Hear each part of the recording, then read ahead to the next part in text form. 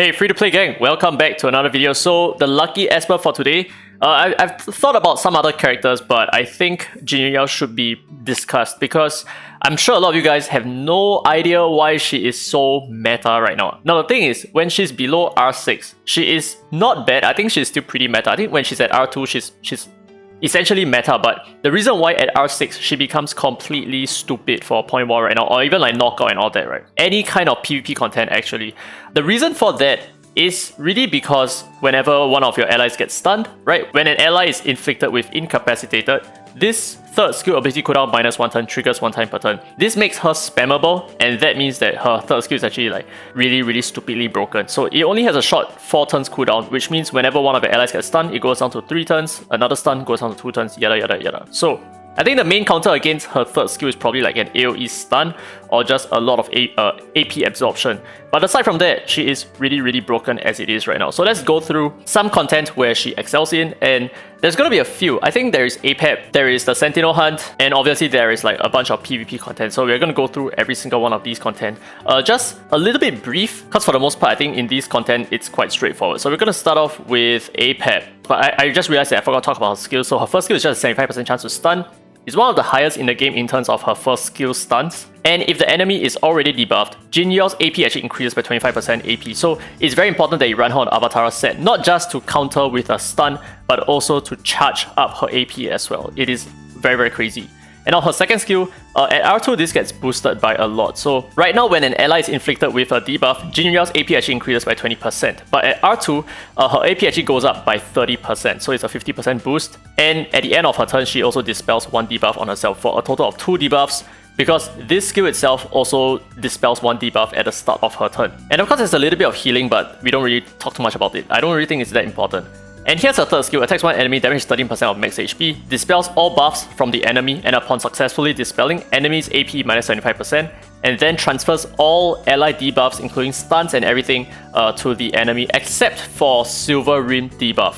Those cannot be transferred. But those can be dispelled by her passive, by the way. And then yada yada yada, that is her R6 ability. But her R4 is actually what makes her a little bit bad, I would think. Because what it does is, after attacking, consumes 5% of her max HP and deals true damage, which is 100% of the consumed HP. Which is honestly not that big of a deal, because you want her to stay alive for as long as possible, but the problem is that she's just eating up her own HP.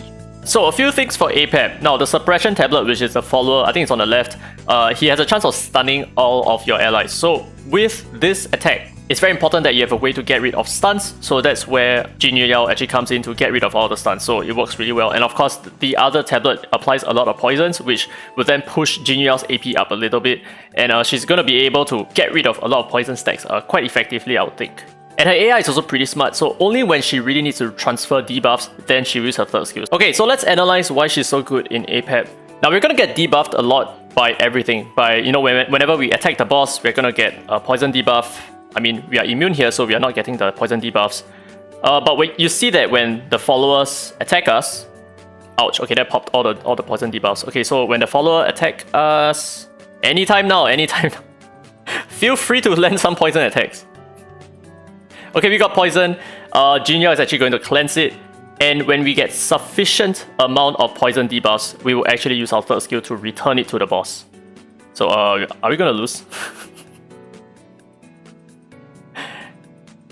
Okay, so apparently we killed the boss too fast, but in some situations, we would actually return the poisons back to the boss, and that could be about, I don't know, maybe 10 stacks of poison on the boss, which would eat up 40% of the boss HP. So it actually does help with your clearing speed. But one thing to take note of is everything that you return to the boss at once will be checked by accuracy and resistances.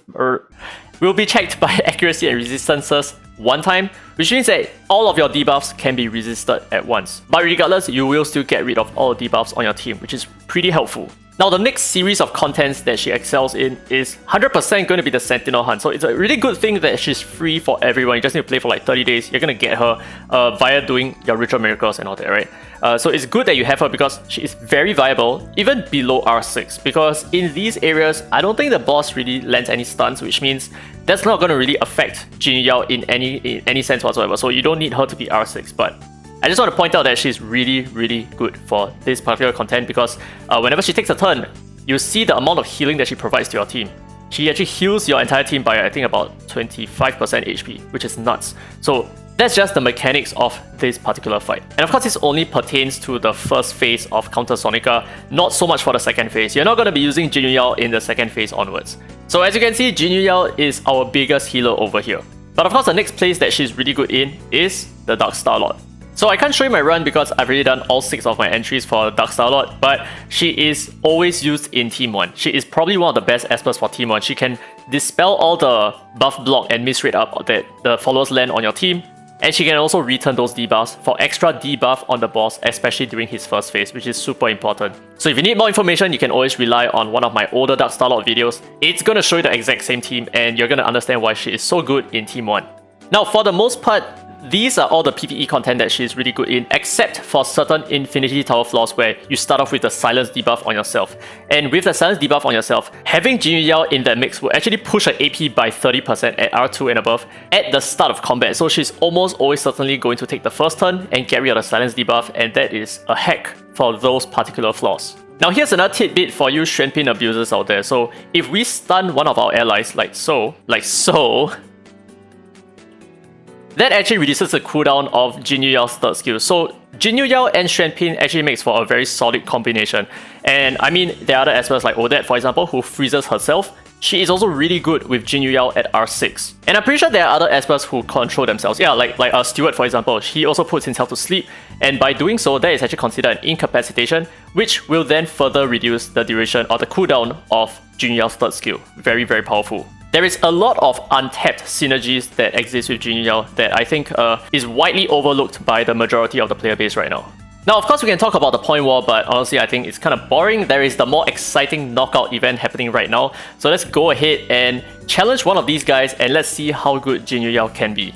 So actually, I think this first team over here, this is like easy, dude. Okay, I wouldn't say easy. I wouldn't want to jump the gun so quickly, but this is going to be a perfect example of why Jinyu is so good. As you can see, kind of like the same team, so to speak. Very similar Espers used over here, except that they are missing an Ahmed for the necessary healing. But I think, you know what? Let's just take a look and let's see how this goes.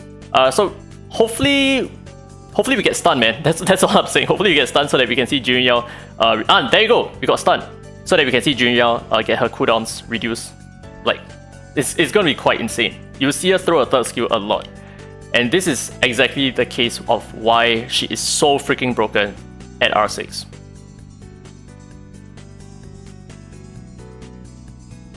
Oh, and taunts do not count as incapacitation, by the way. So you might have noticed that we received a taunt, and that did not reduce the cooldown of Jinyu. I mean, it can be explained because Jinyu herself cannot be hit by incapacitations. But the fact that she can be incapacitated by the taunt means that taunt is not an incapacitation. Yeah, you get it. There you go. You see that? We got a cooldown reduction on Tricky just because he got stunned. So I think we're actually going to be able to return the stuns. There you go. Return the stuns and get ourselves out of stun. It is super crazy. It is so fast. Like, we are always constantly removing our stuns and giving it back to the enemy.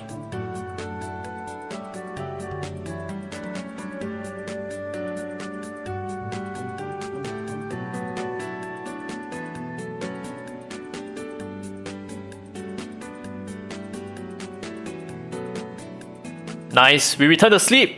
I totally forgot that Abigail has a sleep. But yes, we can also get our cooldown reduced because Abigail lands sleep. And then we can return the sleep as well. Amazing. And there you go. So the enemy Jinyu returned the stun to our team. And that reduced the cooldown of our own Jinyu.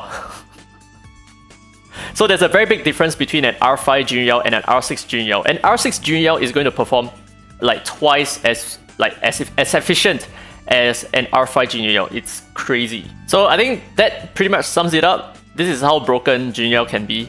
And she definitely needs to be relooked at a little bit. I do feel like her R2 is a little bit too strong. Okay, we're gonna get clapped here, of course, because we took the second turn.